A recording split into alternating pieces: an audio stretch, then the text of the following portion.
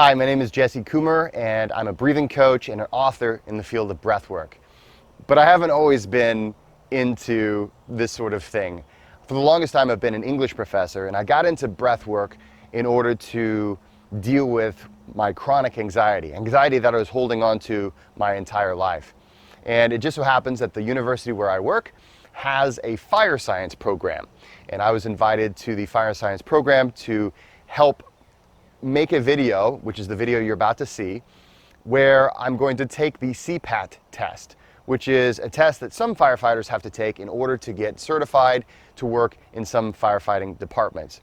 In the past 5 years, I have trained all kinds of people from every walks of life. And I've found that breath work is something that's not just for the athlete. It's not just for someone who is experiencing crazy amount of anxiety. It's for everyone. It's something that no matter what you do, you are influencing your physiology with your breath. Now in this video, I take the CPAT test, and I've never taken it before. I wanted to experience it so that I can provide some tips on how to best prepare and some tips on how to breathe in specific parts of the test. There's some parts of the test where you need maximum power, other parts of the test where you're going to need maximum endurance, and really the whole test is a test of, are you able to focus under pressure because you're being timed in the whole process. This is also a test a lot of people have to take when the job is on the line, which adds to the anxiety, adds to the stress, adds to the entire experience. So in this video, you're gonna see me, I'm gonna take the test and get a good feel for what future firefighters have to go through, and then I'm gonna give you those tips. So I hope you enjoy this video. I wanna thank Vincennes University for having me, and basically, good luck if you're about to take this test. And hey, if you're not, this is what firefighters oftentimes have to go through in order to get their jobs. And I gotta say, this test is a lot harder, a lot more strenuous than it looks. So if you've already passed this test, good on you. And if you're studying for this test, if you're trying to prepare, here is some advice that I'd like to give you. So let's go ahead and have a look.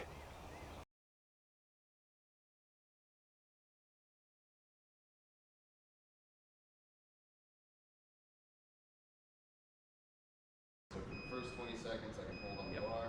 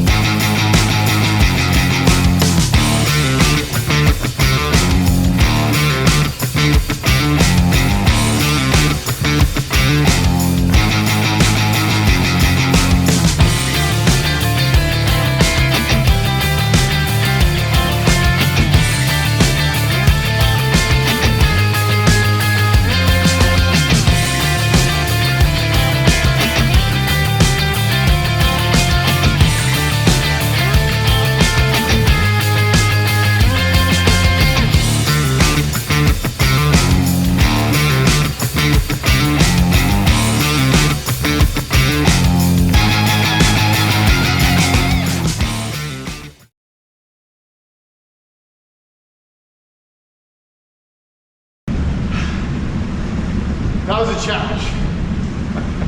That was pretty hardcore. I gotta say the pulling of the brandy, that was what really hit me hardest. And of course, this 50 pounds, constant pressure doesn't help it. I gotta say that if anybody's passing this test, you've done a great thing. I'm looking forward to getting this chest vest off. And here in just a minute, I'm gonna go ahead and give you some of my recommendations for how to prep, how to breathe during the test, how to recover. Let's talk about that in a minute.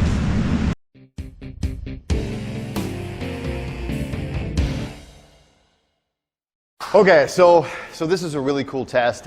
And it's such a cool diversion from the average things that I do. So it's really nice. I really appreciate being invited here and just the opportunity to come experience what future firefighters get to experience. So this is really cool for me. As a breath coach, I'd like to give you some feedback as far as the things that I would recommend on these different parts of the test, okay? Because the way you breathe is going to dictate how a few minutes later you feel. And so if you're into any kind of breath work, you understand that nasal breathing is really important. But I just want to kind of underscore how important nasal breathing was to this test. One of the things you're going to run into when you take a test, and I was running into it myself, is you're so excited, you're so nervous, right? And especially if you're taking this as a test for your career, you're going to be nervous. So nasal breathing is your friend. When we breathe through the nose, we activate the diaphragm, and diaphragmatic breathing is going to keep you less fight or flight. And so what that means is that if you can stay relaxed, if you can stay calm during this test, you're not going to have these spikes in adrenaline, cortisol, and the other stress hormones that are going to cause you to maybe feel really energetic early on, but you're going to be pooped out later on in the test. So to avoid getting gassed, make the conscious decision to breathe in through the nose. You can breathe out through the nose or the mouth, but nasal breathing.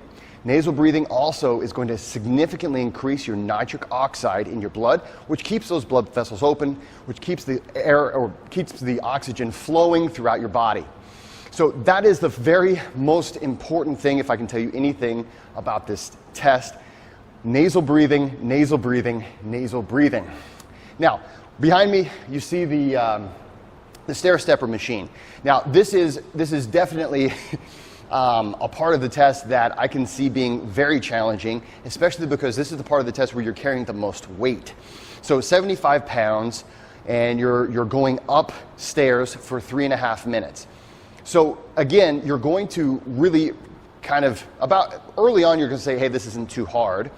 And that's where a lot of people are going to make mistakes with their breathing. Remember, nasal breathing is going to activate that diaphragm. But another thing I want to kind of make a point of is this. You want to understand that you need to use those intercostal muscles. So expanding the belly is part of it. Nasal breathing is going to activate that diaphragm. But you also want to expand your ribs, okay? When we expand our diaphragm, when we expand our ribs, we take a nice full breath. And what that does is it facilitates the gas exchange a lot more effectively. You want efficient breaths, not more breaths. So it's a quality versus quantity type of a thing.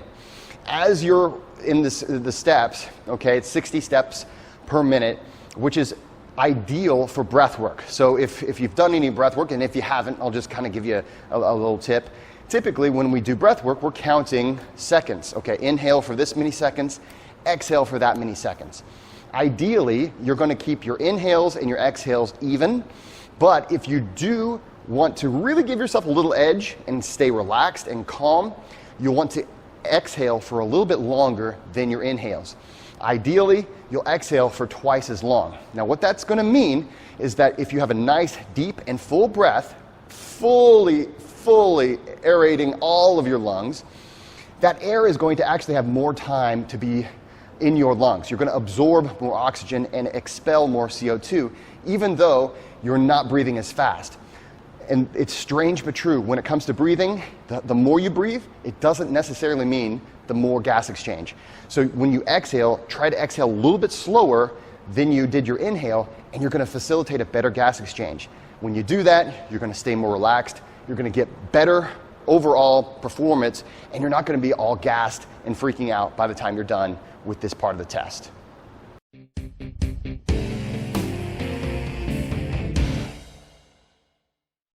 So the next major obstacle in this test, in my opinion, is the sledgehammer. Now the sledgehammer is one where you want to have maximum power, but if you've been huffing and puffing up until this point, you're going to feel low power. And so again, you want to really maximize that smooth inhalations through the nose, nice relaxed exhalations through the nose or mouth up until this point, so you can preserve as much power as possible.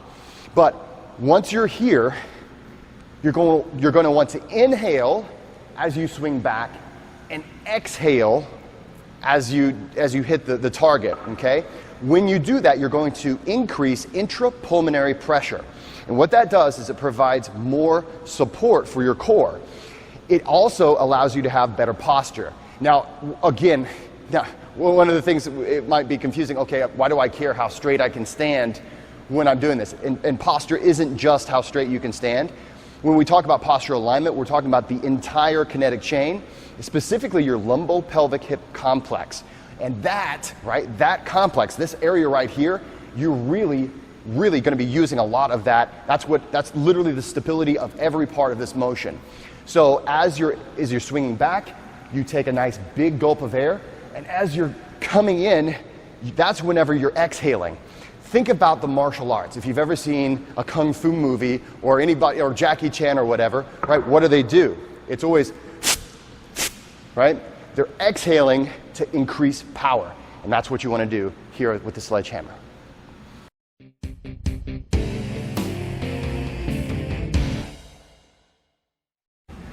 Okay, so the tunnel is my least favorite part of this whole thing.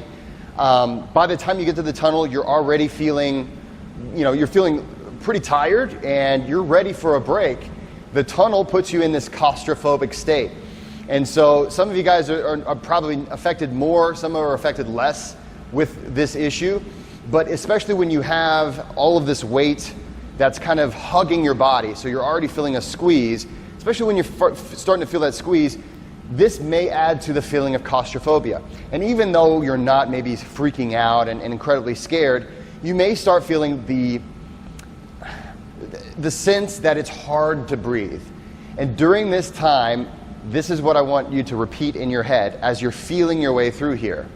Belly, ribs, chest, relax. Belly, ribs, chest, relax, okay? All you need to focus on is maximizing the volume of that breath and then relaxing it out. You're going to feel the urge to push it out with your abdominal muscles, okay? That's fine, it's not the end of the world if you do that a little bit, but ideally, you're relaxing on the exhale. And again, this is to help you face any kind of claustrophobia, any kind of the feeling of suffocation, to actually have that relax on the exhale. It does a lot for your psychology, it does a lot for your physiology, and of course, for your ability to really get a great gas exchange and the maximum amount of air in your every breath.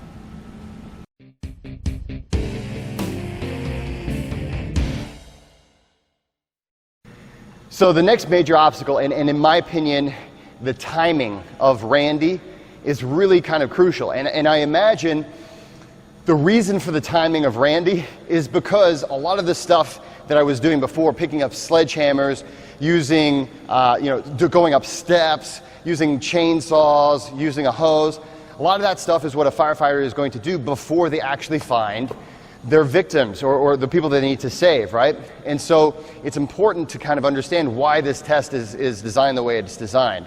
Now, having said that, you're not going to be any good to Randy if you are just completely zonked out, if you have no power.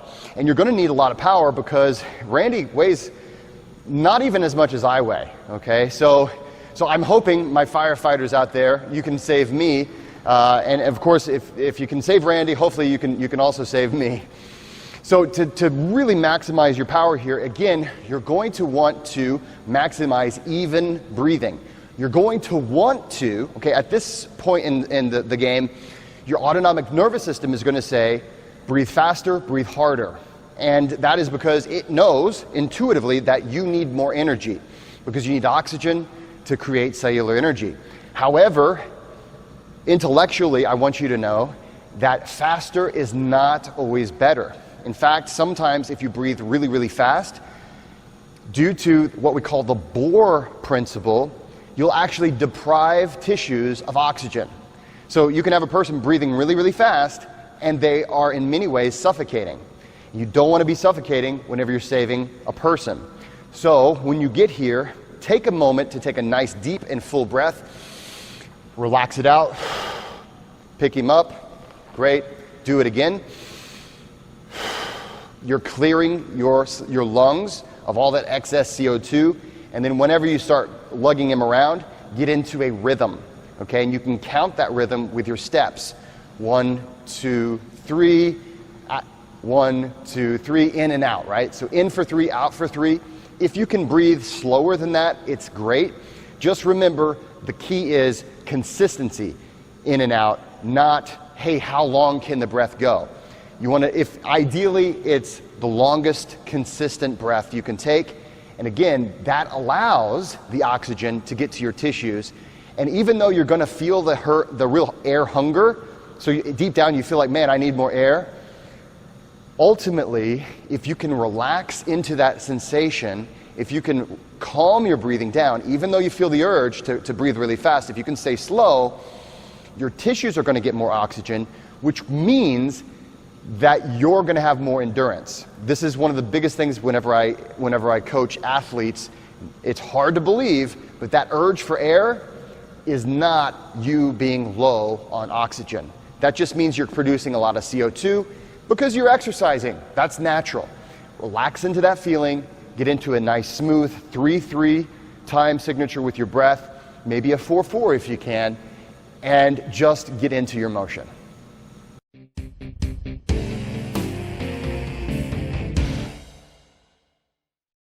Okay, so how do I prepare? What can I do with my breath to prepare for this kind of a challenge?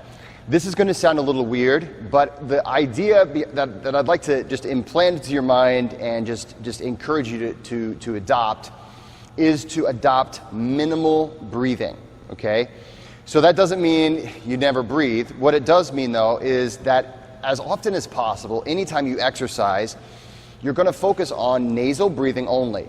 Avoid ever using your mouth when you're breathing, okay? And here is why. A very simple thing that we're going to do is we're going to try to raise our CO2 tolerance.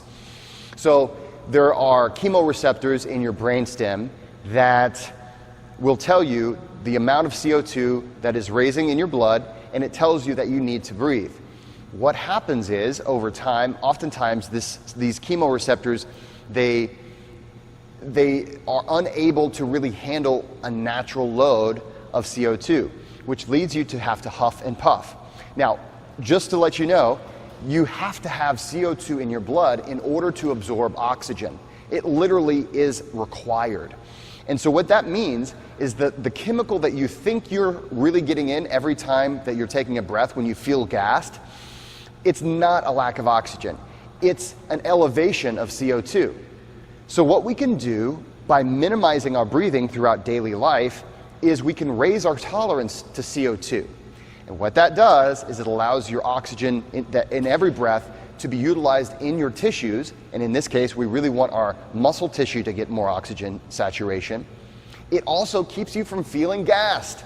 So literally, the same person can do the same exact everything, produce the same exact CO2, but someone who's been practicing minimal breathing is going to feel less exasperated because they'll have a higher CO2 tolerance.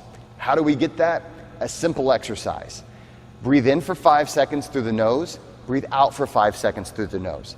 Do this 10 minutes per day. Now, if you really want to supercharge this, you can do this while moving around.